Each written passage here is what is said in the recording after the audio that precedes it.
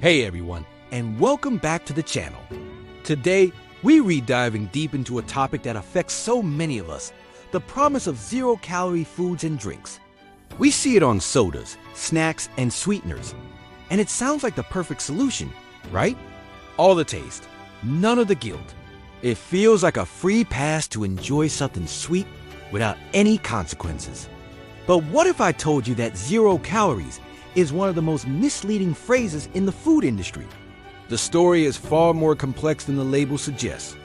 Stick around, because we're about to uncover what really happens in your body when you consume something with 0 calories. So let's start with the basics. How do companies even make something taste sweet without adding calories? The secret lies in artificial sweeteners. You've probably seen their names on ingredient lists: aspartame, sucralose, sulfame, potassium, saccharin. The list goes on. These are high-intensity sweeteners, meaning they are hundreds, sometimes even thousands, of times sweeter than regular sugar. Because you only need a minuscule amount to achieve the desired sweetness, their caloric contribution is so negligible that manufacturers can legally label the product as 0 calorie. On the surface, this sounds fantastic. You get the sweet sensation you're craving, and your calorie counter stays at 0. It seems like the perfect dietary hack for anyone trying to manage their weight or reduce their sugar intake. But our bodies are incredibly sophisticated systems, and they don't just count calories. They react to everything we consume, and this is where the 0-calorie illusion starts to crumble. The impact goes way beyond a simple number on a nutrition label. When you take a sip of a diet soda, for instance, the artificial sweeteners hit the taste receptors on your tongue. These receptors send a signal to your brain that says, sweetness is here. Your brain, which has evolved over millennia to associate sweetness with energy-rich foods like fruit, gets ready for an incoming sugar rush. It anticipates a flood of glucose that it can use for fuel. This expectation is a crucial part of our digestive and metabolic processes. The brain prepares the body, signaling the pancreas to get ready to release insulin, the hormone that helps our cells absorb sugar from the bloodstream. It's a beautifully coordinated dance that has kept us alive and fueled for centuries. But with artificial sweeteners, the music starts, but the dancer never shows up. The sweetness is detected, the signal is sent, but the expected energy, the calories from sugar, never arrives. This disconnect between the taste of sweetness and the arrival of calories can create a state of confusion in your brain. Think of it like a boy who cried wolf. Your brain gets the sweet signal, prepares for sugar, and then nothing. If this happens repeatedly, your brain might start to distrust the sweet signal. Some research suggests this can have a couple of interesting effects.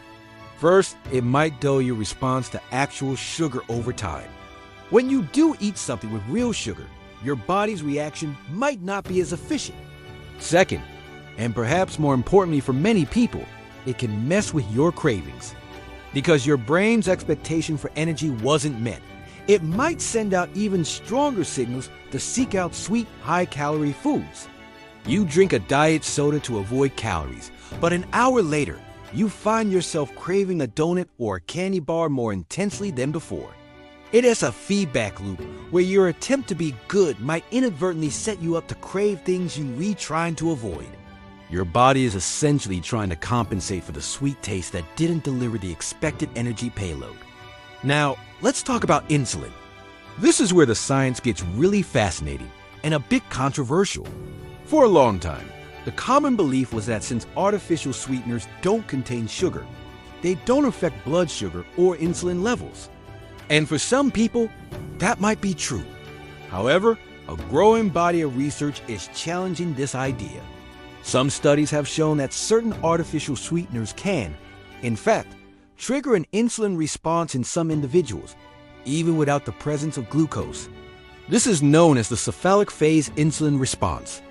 The simple taste and smell of sweetness can be enough for the brain to tell the pancreas to release a small amount of insulin in anticipation of sugar. When the sugar doesn't come, this can lead to a slight dip in blood sugar, which, again, can trigger hunger and cravings. While not all studies agree, and the effect varies from person to person, and by the type of sweetener. The possibility that a zero-calorie product could manipulate your insulin levels is a game changer. It shows that the metabolic effects are not zero, even if the calories are. Beyond the brain and insulin, there's another massive system that's affected by what we eat: our gut microbiome. Trillions of bacteria live in our digestive tract, and they play a critical role in everything from digestion and nutrient absorption to immune function and even mood. A healthy, diverse gut microbiome is essential for overall well-being. And what do these bacteria eat? They feed on what we eat. When we consume artificial sweeteners, they travel through our digestive system largely undigested until they reach the colon, where our gut bacteria reside. Here's the problem. These artificial compounds are not what our gut bacteria are used to. Some studies, primarily in animals, but also some in humans, have suggested that sweeteners like sucralose, aspartame, and saccharin can alter the balance of our gut bacteria. They might decrease the population of beneficial bacteria while allowing less desirable bacteria to flourish. This disruption, known as dysbiosis, can have downstream effects on our metabolism and digestion. It could potentially make it harder for our bodies to process real sugar efficiently later on, and has been linked to various metabolic issues. So, when we see that word zero on a label, we need to train ourselves to think differently. Zero simply means the product contains no measurable energy. It does not mean it has zero biological effect. It's a marketing term, not a scientific declaration of neutrality. The product still interacts with your taste buds, your brain, your hormones, and your gut microbiome. Even something as seemingly innocent as flavored water with natural flavors and zero-calorie sweeteners can have an impact. The enhanced sweetness can still alter your palate and your appetite, making naturally sweet foods like fruit seem less appealing and steering your cravings toward more intensely sweet products. The conversation needs to shift from being solely about calories to being about the overall effect of a food or drink on our body as complex systems. A calorie is not just a calorie, and 0 calories is not zero impact. Ultimately, the food industry uses labels to sell products. The front of the package is prime real estate for marketing, designed to highlight appealing features like 0 sugar, low fat, or 0 calories. These labels are often an oversimplification, designed to make you feel good about your choice without giving you the full picture. The complexity is hidden in the fine print of the ingredient list, which most people don't read or understand. The goal is to make a sale, not to provide a comprehensive education on metabolic health. This is why it's so important for us as consumers to be critical thinkers, to look beyond the flashy claims on the front, and question what is really inside the package and how it might affect our bodies in the long run. The label tells a story, but it's often a heavily edited version of the truth. So what's the alternative? Does this mean you should go back to drinking sugary sodas?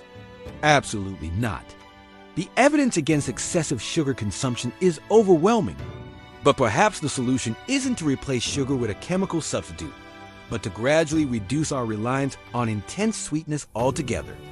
Choosing whole foods is almost always a better option. An apple, for example, contains natural sugars, but those sugars come packaged with fiber, vitamins, minerals, and water. The fiber slows down the absorption of sugar, preventing sharp spikes in blood sugar and insulin. It also helps you feel full and satisfied, and it feeds your beneficial gut bacteria. The nutrients support your overall health. When you compare that to a diet soda, which offers sweetness but nothing else of value, and potentially disrupts your body's natural signals, the choice becomes clearer. It's about nourishing your body, not just tricking your taste buds. To wrap things up, the key takeaway is this: 0 calories does not mean 0 impact. It's a powerful marketing term that masks a complex series of biological reactions. From confusing your brain and potentially increasing cravings, to possibly affecting insulin and disrupting your delicate gut microbiome, artificial sweeteners have effects that go far beyond their calorie count. Our bodies are not simple calculators. They are intricate ecosystems. So, the next time you reach for that guilt-free treat, take a moment to think about what's really happening inside. Let's be more mindful consumers and prioritize real whole foods that nourish us from the inside out. Thanks for watching. What other food myths or misleading labels do you think we should expose next? Let me know in the comments below. And don't forget to like and subscribe for more content that cuts through the noise. See you in the next one.